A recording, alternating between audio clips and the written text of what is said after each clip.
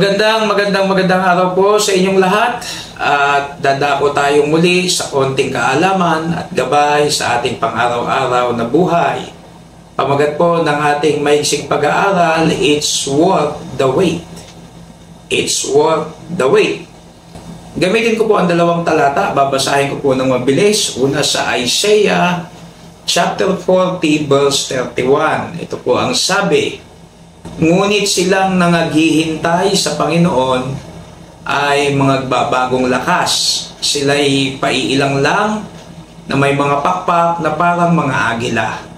Sila'y magsisitakbo at hindi mga papagod. Sila'y magsisilakad at hindi manganghihina. So may kinalaman sa paghihintay yung talata.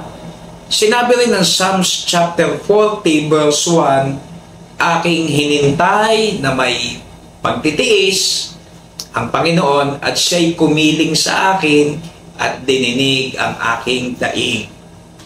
So, it's worth the wait. Alam nyo, sa panahon natin ngayon, hindi naman lahat, pero nakararami ayaw na nag-iintay. Sabi nung malalim na kataga sa Tagalog, sila'y nababagot. Gusto nila laging mabilis, nagmamadali. So, marami. Yan ang takbo ng mundo natin ngayon. Instant coffee, instant noodles, instant promotion, instant relationship. Gusto lahat instant eh. Pero may panahon talaga na tayo minsan kinakailangan paghintayin ng Panginoon, especially kung alam natin ang salita ng Diyos at kung tayo'y mga mananampalataya.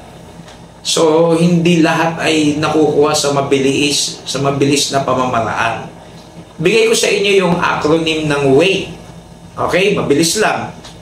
Una, yung W ay wait patiently. Inaalaw ng Diyos minsan na maghintay ka, kinakailangan mong lumakad pa rin sa Kanya nang may pagtitiis, sumunod pa rin sa kalooban niya, walk patiently kahit na ano mangyari, kahit ikaw ay naghihintay. Minsan sa panalangin, meron tayong mga aantayin na sagot. Hindi agad yes, minsan may no, minsan may wait. Okay? Walk patiently. Next, letter A, allow God to mold you first. Baka kaya hindi niya binibigay, meron pang tinuturo ang Diyos sa iyo, tinetraining ka pa niya, ini-equip ka niya, minumold ka niya. So, allow God to mold you first. Mas alam naman ng Diyos kung saan ka makakabuti. Okay? Hindi lang allow God to mold you first sa letter A. Sa letter I naman ng wait, ignore the negative pressure. Kasi habang nag-aantay ka, mayroong mga mangungutya. Minsan sasabihin, oh, hindi naman tumutugon ng Diyos mo, no? O akala ko ba makapangyarihan ng Panginoon mo? Bakit hindi binibigay yung pinagpipray mo? O kaya kakantsawan ka ng pang-iinsulto ng iba? Ignore the negative pressure. Huwag kang papaapekto. Kasi may deal kayo ng Panginoon. And letter T ng wait, trust that God will fulfill His promise. Katulad ng song na dati kong naririnig sa Bible School, Jesus never fails. Jesus never fails. Ganda po ng song na yun.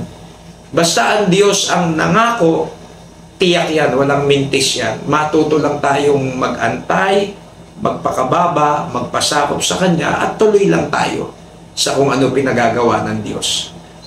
Alam nyo, sabi nung dating pastor namin sa Bible School na veterano at talagang hinahangaan namin, sabi niya, huwag kayong laging nagmamadali. Kasi ang buhay ng tao, kung nagmamadali ka, ang kasunod ay kamatayan. Totoo nga naman, kaya relax lang tayo mga minamahal, mga kapatid. Ang nagmamadali, parang gusto mo nang umuwi sa hukay. Okay? So magko-close po ako sa quotation na ito. Nakalagay po sa aking notes. God has perfect timing, never early, never late. It takes a little patience and it takes a lot of faith. But it's worth the wait. So hanggang dito na lamang po ang inyong lingkod, ang Peking Kano.